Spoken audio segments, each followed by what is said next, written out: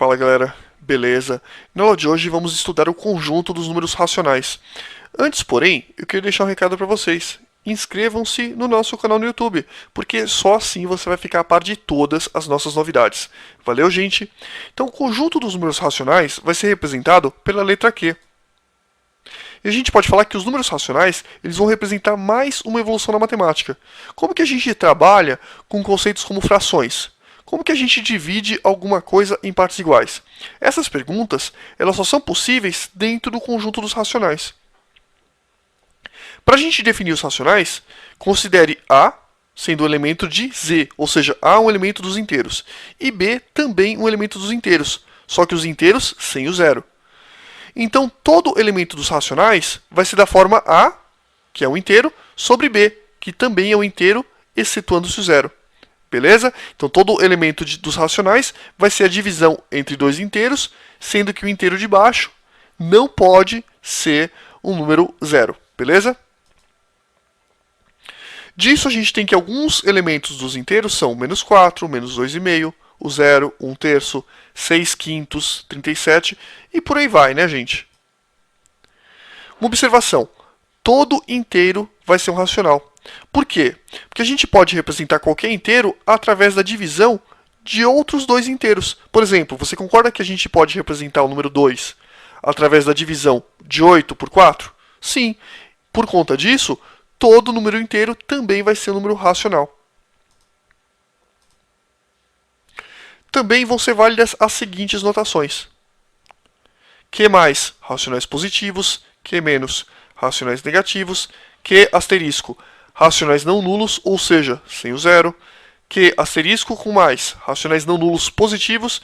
E Q asterisco com menos, racionais não nulos negativos. São válidas, pessoal, as mesmas propriedades dos conjuntos anteriores. A gente está vendo agora as propriedades dos racionais. E também você vai entrar uma outra propriedade, ou seja, todas as propriedades que a gente viu anteriormente vão ser válidas e vai entrar a propriedade do inverso. O que é o inverso? Se a gente pegar o número A sobre B, multiplicar por B sobre A, você percebe que um é inverso do outro, isso vai dar 1.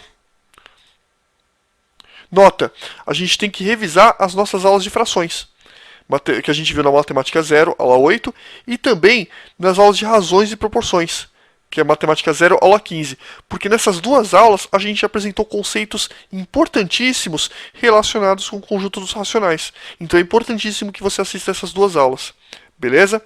Uma outra coisa importante nos inversos. A sobre B, naturalmente, não pode ser zero, tá, gente? Senão a gente não tem inverso. Outra observação. Vai ser a partir do conjunto dos racionais que vai ser definida a operação de divisão, ou seja, é nesse conjunto que surge a definição de divisão. Outras representações. A gente vê que o conjunto dos naturais ele é subconjunto dos inteiros, que é subconjunto dos racionais. Ou seja, os conjuntos anteriores eles vão ser subconjuntos dos racionais. E a gente pode falar nesse caso, aliás, em qualquer caso, né, que Z, que é o conjunto dos inteiros, ele é subconjunto dos racionais. Vamos ver agora, gente, o conjunto dos números irracionais, representados pela letra I. Os irracionais são números que não podem ser representados através de uma razão entre dois inteiros, ou seja, são números que não são racionais. E exatamente por isso, eles vão formar um conjunto à parte. Os irracionais, normalmente eles possuem uma parte decimal não periódica. Ou melhor, eles sempre possuem uma parte decimal não periódica. Por exemplo, o raiz de 2, ele vai ser 1,41, 42, 135 e por aí vai. Raiz de 3 também. Π, que a gente vai aprender em trigonometria e em geometria, também. Então você percebe que aqui nós não temos uma parte decimal que se repete. Quando a gente aprendeu frações, a gente viu que quando a gente tinha uma dízima periódica, essa dízima periódica sempre poderia ser representada através de um número racional. Aqui não. Por quê? Porque a gente não tem, no caso, um período, um número que se repete. Uma sequência numérica que se repete com o tempo. Concorda? Então, por conta disso, esses números vão ser irracionais. Os números irracionais, alguns exemplos são menos raiz de 2, menos raiz de 3, o π, o raiz de 7. Né? Cuidado, pessoal, eu falei menos raiz de 2, não falei raiz de menos 2. Raiz de menos 2 só vai ser definida no conjunto dos complexos. Menos raiz de 2 é menos esse número enorme aqui, beleza? Menos raiz de 3 vai ser esse número enorme aqui com sinal de menos na frente. Esses números com sinal de menos na frente são perfeitamente definidos. Outras representações.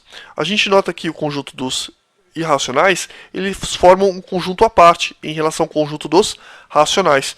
E a gente nota também que não existem elementos dos irracionais que são elementos dos racionais e vice-versa. Por conta disso, a gente vai falar que a intersecção do conjunto dos irracionais com o conjunto dos racionais é o conjunto vazio, ou seja, não há elementos entre os dois conjuntos.